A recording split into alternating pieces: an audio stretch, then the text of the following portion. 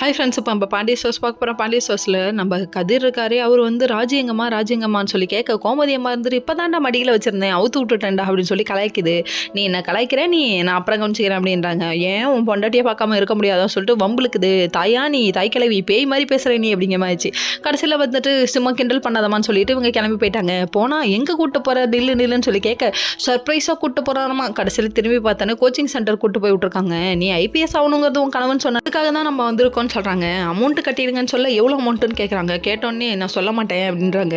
இப்போ சொல்லுவியா மாட்டியான்னு சொல்லி கேட்க, பிங்கில் பாப்பிலா 40,000ங்கிறாங்க. 40,000 எப்படா கட்ட முடியும், உன்னால் ரொம்ப பெரிய தொகை வேணான்றாங்க. கடைசியில் நான் எப்படியோ கட்டுறேன், நீ எனக்கு வட்டி முதலமாக சேர்த்து கொடு அப்படின்னு சொல்லிட்டாங்க.